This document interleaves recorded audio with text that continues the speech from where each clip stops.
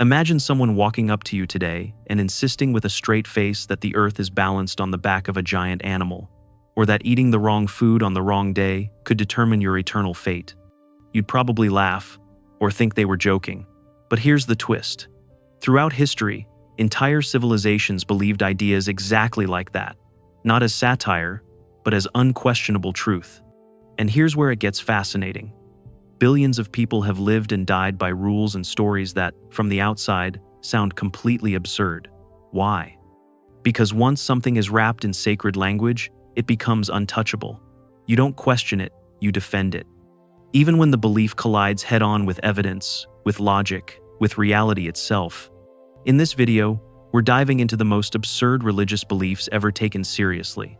The ones so strange that if they were introduced today, most people would laugh them off immediately. From myths that try to explain where humans came from, to rituals that turn bread and water into cosmic mysteries, to predictions about invisible planets and the end of the world, these ideas didn't just survive, they thrived. And here's the benefit of sticking around. Once you see how these beliefs were built, you'll recognize the exact same patterns in modern faiths, cults, and even political ideologies. The absurd isn't ancient history. It's still happening right now. The young Earth myth. Let's start with one of the most famous and, frankly, most absurd religious claims, that the Earth is only a few thousand years old. According to this belief, everything, mountains, oceans, galaxies, even the fossil record, sprang into existence in roughly the same time frame as human agriculture. Some traditions confidently declare the world was created around 6,000 years ago. That's younger than the oldest tree still standing today. Think about that. We have tree rings that go back further than the supposed creation date. We have light traveling from galaxies millions of light years away, meaning it left before this young Earth timeline even begins. We have rocks, ice cores, and fossils that tell a story stretching back billions of years. Yet, for many, none of that matters. Why? Because questioning this belief is not treated as curiosity, it's framed as rebellion. Here's where it gets fascinating. The same people who reject the Earth's true age often accept airplanes, GPS, smartphones, and medical scans, all technologies that rely on the very same science they dismiss.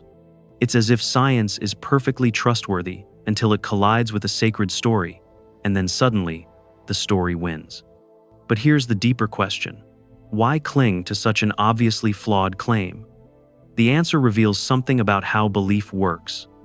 It's not about evidence, it's about identity. If your community, your family, your entire worldview rests on the authority of a sacred text, then admitting it got something wrong feels like pulling a single thread that might unravel everything. And this sets the stage for the rest of our journey. The young Earth myth isn't just a quirky detail, it's a blueprint for how absurd beliefs survive. They don't need proof, they need protection. And the cost of doubting them is often higher than the cost of believing them. So, if a false timeline of the Earth can endure against mountains of evidence, what about rules that seem harmless but bizarre? Up next, we'll explore how entire religions decided that certain animals and foods weren't just food, but eternal tests of morality, sacred animals, and food rules. Now, let's talk about something that reveals just how arbitrary belief can be: animals and food. In one part of the world, a cow is sacred, untouchable, a symbol of divine life. In another, it's dinner. A pig in one culture is forbidden, filthy, spiritually dangerous. In another, it's the centerpiece of a holiday feast, roasted and celebrated. The same creature, same flesh, same biology, but given completely opposite cosmic meanings, depending on which story you're told. And it doesn't stop with animals. Entire religions have drawn invisible lines around what can and cannot be eaten. Shellfish might be a delicacy in one tradition and a forbidden abomination in another. Some systems declare that mixing dairy with meat is a violation of divine order. Others elevate fasting from dawn to dusk as a test of holiness. Here's the wild part. None of these rules come from the animals or foods themselves. A cow is just a cow. A shrimp is just a shrimp. The power lies in the narrative wrapped around them. The story transforms an ordinary lunch into a moral battlefield. Break the rule, and suddenly it's not just about food, it's about your eternal destiny. And ask yourself this: why would an all-powerful being care about the menu on your plate or the length of your grocery list? Why would the creator of galaxies get offended if you ate the wrong sandwich on the wrong day? The answer isn't cosmic, it's social. These rules create group identity. They separate us from them. They mark loyalty, obedience, and belonging. But notice the pattern. The arbitrariness itself becomes the point. Because when someone obeys a rule that makes no practical sense, it proves loyalty is stronger than logic. That's how communities test who's truly committed. And here's the cliffhanger. If animals and food can be dressed up as eternal law, what about ordinary objects? Water, bread, even bits of wood, turning into divine tools through ritual. That's where we're heading next. Magic objects and ritual transformations. If you really want to see how belief can transform the ordinary into the extraordinary, look at how religions treat objects. A cup of water is just a cup of water until it's scooped from the right river. Then it becomes holy, capable of cleansing sins or purifying the soul. A piece of bread is a snack in one setting, but under the right ritual words, it's suddenly transformed into the literal flesh of a deity. What's happening here isn't chemistry. The molecules of hydrogen and oxygen don't rearrange themselves. The carbohydrates in bread don't suddenly mutate. What changes is the story wrapped around them. And once that story is declared sacred, questioning it isn't seen as rational inquiry, it's seen as blasphemy. Relics push this idea to the extreme. A fragment of wood is meaningless until it's declared to be from a holy cross. Suddenly, it's venerated, carried through parades, or even believed to heal the sick. The problem? There are enough true fragments of the cross claimed by churches around the world to build an entire ship. Yet for believers, the power isn't in the evidence, it's in the faith. This is where magic and religion blur. Say a set of words over bread and wine, and they transform. Touch water to a forehead, and it cleanses the soul. These are, in effect, incantations, ritual formulas that shift meaning, not molecules. In any other context, we'd call it a magic trick. Within religion, it becomes sacred. And here's the deeper insight. Objects turned sacred become tools of control. Because once you believe that only this water, only this bread, only this relic holds divine power, you depend on the institution that controls access to them. It's not about the object, it's about authority. But if ordinary objects can be turned into cosmic talismans, what about entire stories, grand myths of where we came from, that are still defended as literal truth? That's where things get even more absurd. Absurd creation stories. Nothing shows the creativity and the absurdity of human belief more than the stories religions tell about how we got here.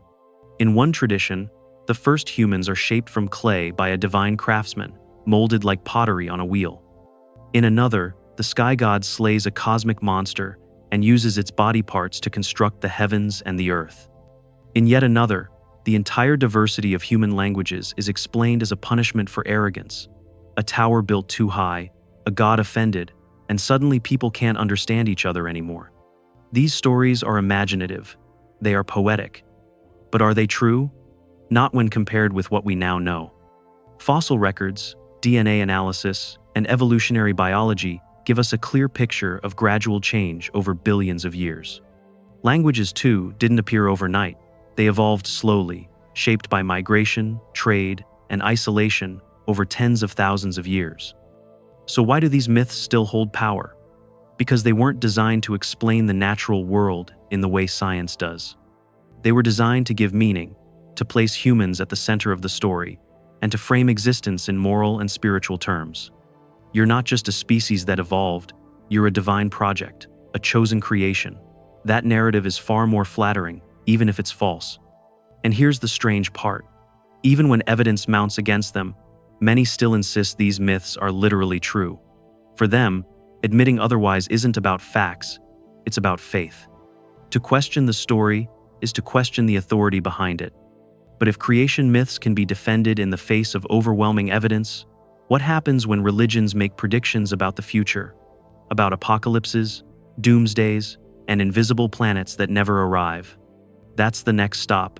and it's one of the most absurd patterns of all: failed prophecies and end times. If absurd creation stories stretch the past, failed prophecies dominate the future. And few things are more revealing than how many religions have confidently predicted the end of the world again and again and been completely wrong. Take the groups that swore an invisible planet would pass close to Earth on a certain date, bringing salvation to the faithful. Followers sold their homes, quit their jobs, and gathered to wait. The date came, the sky stayed quiet, and instead of admitting failure, the leaders simply changed the timeline. It wasn't this year, it's next year. Or, it happened spiritually, not physically. The prophecy survives, even when reality destroys it. This isn't a rare glitch, it's a recurring pattern. From apocalyptic cults to mainstream traditions, countless end times have been scheduled, none delivered. Yet belief doesn't collapse. Instead, it adapts. Psychologists call this cognitive dissonance. When confronted with evidence that a belief is false, people often double down rather than admit they were deceived. Why? Because admitting error feels like losing your entire identity. Even major religions thrive on doomsday imagery. Eternal rewards and eternal punishments are painted in vivid detail. Golden cities, endless feasts, rivers of fire, gnashing of teeth. These visions aren't just theological, they're emotional tools. They manipulate fear and desire, promising paradise if you obey, and unimaginable torment if you don't. Think about it. If the world truly ended every time it was predicted, humanity wouldn't be here. Yet these claims keep resurfacing, wrapped in new costumes, because they serve a purpose. They create urgency, they bind communities together, and they give leaders enormous control. After all, who argues with someone who claims to know the script of the universe's finale? But here's the cliffhanger. If the future can be bent into a weapon of belief, what about the afterlife itself? The promises of eternal pleasure or eternal torture, carefully tailored to reward obedience. That's where the absurdity becomes even clearer. Strange afterlife promises. If the end of the world is one kind of manipulation, the afterlife is another. Religions across time have painted the next world with the brightest hopes and the darkest fears, and people believe them as if they were eyewitness reports. Picture this: endless banquets, perfect weather, reunion with every loved one you've ever lost, even eternal youth. That's paradise in one tradition. In another, it's lush gardens with rivers of milk and honey. The details change, but the message is the same. Obey now, and you'll be rewarded forever. On the flip side, eternal torture. Flames that never burn out, creatures that gnash and tear. An eternity of pain that dwarfs any suffering imaginable on earth. Disobey, and that's your fate. No appeal, no second chance. What's fascinating is how much these visions resemble human systems of reward and punishment, scaled up to infinity. A king gives gifts to loyal subjects, punishes rebels. Parents reward obedience, punish disobedience. The afterlife is those same tools of control projected onto a cosmic screen. But here's the problem: no one can test these claims. Unlike a failed prophecy with a date you can circle on a calendar, the afterlife happens only after death. That makes it the perfect belief. No evidence can disprove it. No eyewitness can return with a review. The story survives because it can't be checked. And here's where it gets absurd. People organize their entire lives around promises no one has ever verified. They sacrifice pleasures, wealth, even relationships, all in the hope of rewards they'll never get to confirm. Others endure suffering, convinced it's a divine test that will pay off after death. But if the afterlife shows how belief manipulates fear and hope, what about the smaller, stranger rules? Things like hair length, clothing, or which direction you face when you pray, that somehow become matters of cosmic importance? That's where the absurdity hits home. Trivial rules with cosmic weight. If paradise and hell sound extreme, some of the strangest religious rules are about the tiniest details, things so trivial you'd laugh at them if they weren't treated as life and death matters. Take hair. In one tradition, a man's salvation supposedly depends on how long his beard island. In another, a woman's virtue is measured by how much of her skin is hidden. The razor or the scarf become more important than kindness or honesty. Imagine an all-powerful creator obsessed with your haircut. Absurd, right? Yet billions live under these expectations. Or consider clothing and diet. Eat meat on the wrong day, and suddenly you've offended the universe. Wear the wrong fabric, and you've broken divine law. In another culture, walk too many steps on a sacred day, and you're seen as a sinner. These rules don't protect anyone. They don't prevent harm. They're arbitrary lines drawn in the sand, enforced as if the cosmos itself is keeping score. Even directions can become sacred. Prayers must face a certain city, even if you're thousands of miles away, as if a God capable of creating galaxies needs your words sent by compass. Or numbers, 12 disciples, 7 heavens, 40 days of purification. The universe, they say, runs on human counting systems. From the outside, these rules look like satire. But inside the belief system, they feel like cosmic laws. And that's the point. They test loyalty. Because when you obey something that makes no logical sense, you prove you'll obey anything. The trivial becomes the ultimate filter for who belongs and who doesn't. And that's where the absurdity becomes dangerous. Small, arbitrary rules get elevated above compassion, reason, or justice. The symbol matters more than the substance. The ritual matters more than the reality. But step back, and you start to see the bigger picture. From creation myths to sacred objects, from failed prophecies to trivial rules, the pattern repeats. So what does it all reveal about human psychology, and why these absurd beliefs survive at all? That's what we'll wrap up with in the conclusion. When you put all these beliefs side by side, the young earth myth, sacred animals, magical relics, failed doomsday prophecies, promises of heaven and hell, and the obsession with trivial rules, you start to see a pattern. None of them survive because they make sense. They survive because they serve human needs. People want certainty in a chaotic world. They want meaning in suffering, hope in loss, and a sense of control when life feels uncontrollable. And religion offers that at a price. The absurdity isn't just in the beliefs themselves, but in how effective they are at shaping behavior.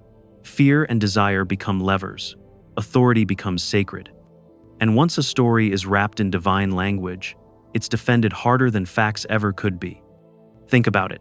If these ideas were introduced today as brand new claims, most people would laugh them off. Claymen, invisible planets, sacred haircuts? They'd sound like satire. But attach them to tradition, surround them with ritual, and suddenly they're untouchable. That's the real power of belief. It doesn't just create stories, it creates realities people will live and die for. And here's the twist. The most laughable beliefs aren't just ancient history. They're alive right now. New movements still invent rules, myths, and cosmic promises that look every bit as strange as the old ones.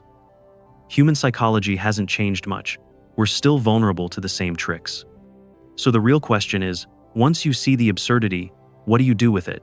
Do you laugh and move on? Or do you start questioning the systems that still rely on these mechanisms today? Make sure you subscribe, hit the bell, and drop a comment with the most absurd belief you've ever heard. Because chances are, if you found it ridiculous, someone else once treated it as sacred truth.